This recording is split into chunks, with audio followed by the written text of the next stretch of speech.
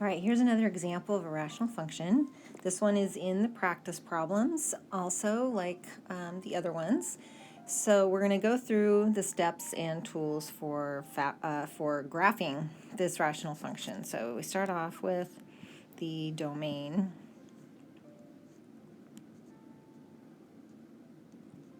And the domain is going to come from that denominator. We want that denominator to not equal 0.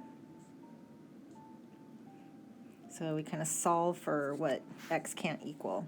So we don't, it's a quadratic, but we don't have the x term, so we can just solve directly. And so getting that x squared by itself, we see that x squared can't equal negative 3/2. All right, well, if we take that next step of taking the square root, plus or minus, well, we end up with something that is not real. All right, what this means is if we look back, we see that we've got x is squared, so that is always going to be positive. And so we multiply it by 2, and so that's always going to be positive. And then we add 3, so this whole thing, this is always positive. There is no way that it can be negative.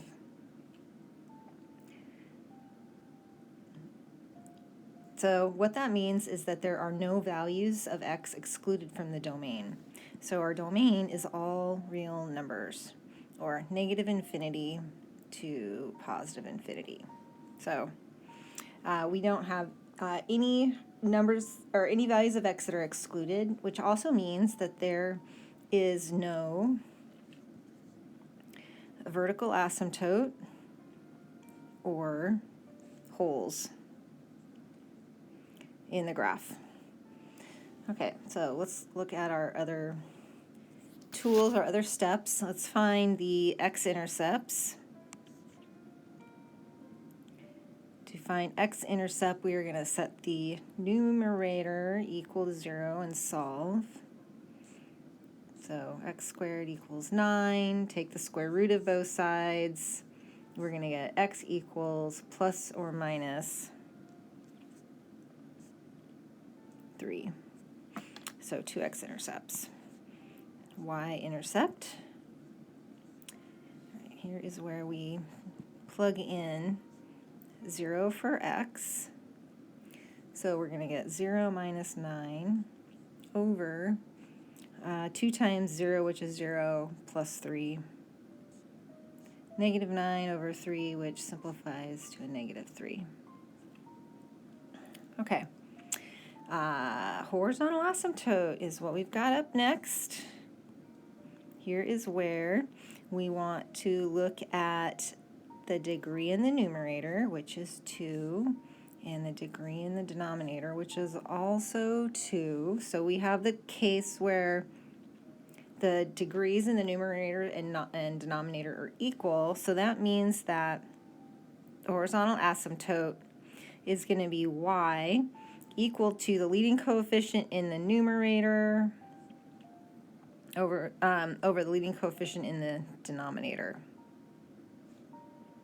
And so we have 1 is the leading coefficient in the numerator, the coefficient on the x squared, and then the coefficient in the denominator is 2. It's coefficient on the x squared. Okay, so our horizontal asymptote then is y equals 1/2.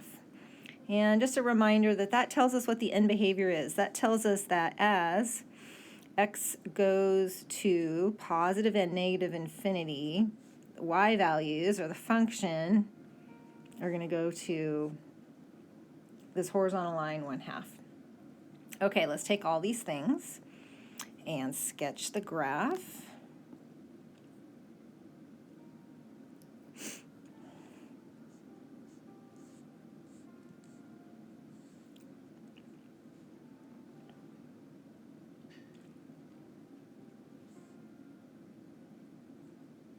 Okay, all right, so no vertical asymptotes. We have got x-intercepts at negative 3, positive 3.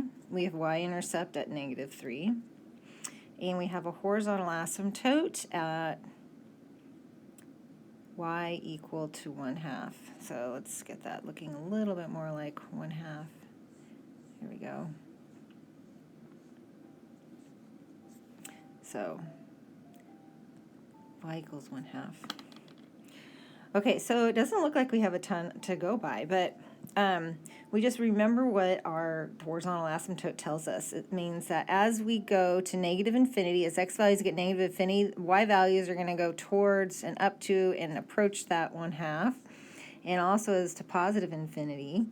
And now we just want to connect these other points, smooth curve, and it looks like that.